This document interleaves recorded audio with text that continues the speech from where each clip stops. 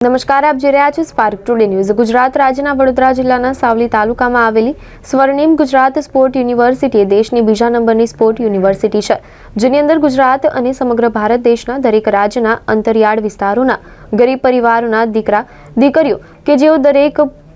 પોતપોતાની રમત ક્ષેત્રે પોતાનું કૌશલ્ય અને આવડત પ્રમાણે જે તે રમતમાં નિપુણ હોય અને એને જિલ્લા લેવલે, રાજ્ય લેવલે અને આંતરરાષ્ટ્રીય લેવલે એની પ્રતિભાને બહાર લાવવા માટે યોગ્ય જગ્યા અને પ્લેટફોર્મ મળી રહે તે હેતુથી પ્રધાનમંત્રી નરેન્દ્ર મોદીનું એક સ્વપ્ન હતું અને સાવલી તાલુકાના ડેસરમાં સ્વર્ણિમ ગુજરાત સ્પોર્ટ યુનિવર્સિટીની સ્થાપના વડોદરાના સાવલી ડેસર તાલુકામાં સ્થાપિત કરી તેમનું સ્વપ્ન સાકાર થયું। આ સ્પોર્ટ યુનિવર્સિટી સ્થાપવામાં ધારાસભ્ય કેતનભાઈ ઇનામદારનો પણ સિંહ ફાળો રહ્યો છે। આ સ્પોર્ટ યુનિવર્સિટીમાં ગુજરાતના અંતરિયાળ ગામોના દીકરા દીકરીઓ તેમજ ભારત દેશના તમામ રાજ્યના દીકરા દીકરીઓ આવીને મુક્તપણે રમી શકે અને પોતાની પ્રતિભા વિશ્વ ફલક ઉપર ફેલાવી શકે તે મુજબની યોગ્ય વ્યવસ્થા અને તાલીમબદ્ધ કોચ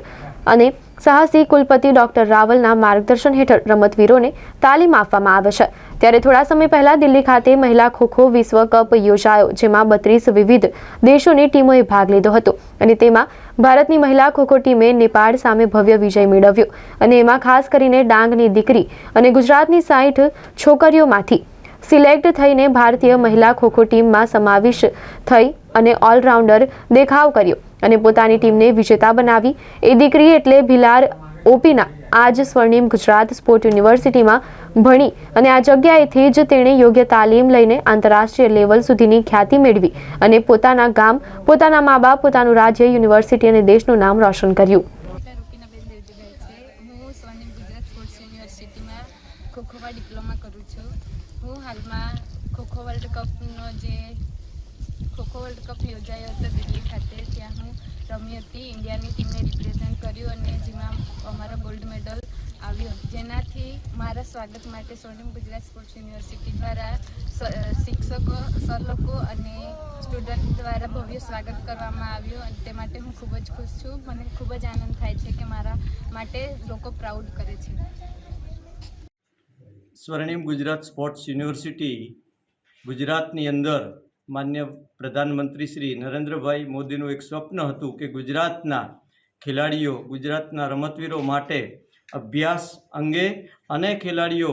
એ ઉત્કૃષ્ટ પ્રદર્શન કરી અને ભારત દેશમાં પોતાનું નામ રોશન કરે તે માટે સ્વર્ણિમ ગુજરાત સ્પોર્ટ્સ યુનિવર્સિટીની સ્થાપના કરવામાં આવી હતી અને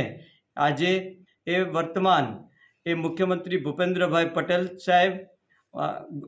રમતગમતના યુવા રાજ્યમંત્રી હર્ષભાઈ સંઘવીના માર્ગદર્શન અને પ્રેરણાથી સ્વર્ણિમ ગુજરાત સ્પોર્ટ્સ યુનિવર્સિટીના કુલપતિ શ્રી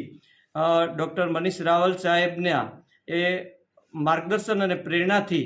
બધા જ એચઓડી અને બધા જ એ કોચિસ અને બધા જ શિક્ષકોની મહેનતથી આજે અનેક એ ખેલાડીઓ સ્વર્ણિમ ગુજરાત સ્પોર્ટ્સ યુનિવર્સિટીમાંથી તૈયાર થઈ રહ્યા છે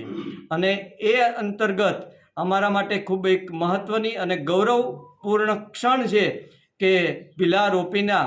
એ ખોખો ભારતના વર્લ્ડ કપમાં એ સિલેક્ટ પામી અને એ ભારતના વર્લ્ડ કપ જીતાવવામાં તેનો મહત્ત્વપૂર્ણ ફાળો પણ હતો। એટલે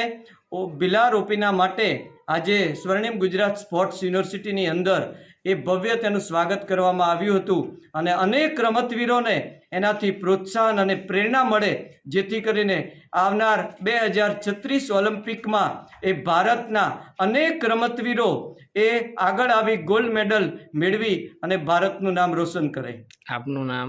doctor Ranchhod Rathvi, director of sports, Swarnim Gujarat sports university.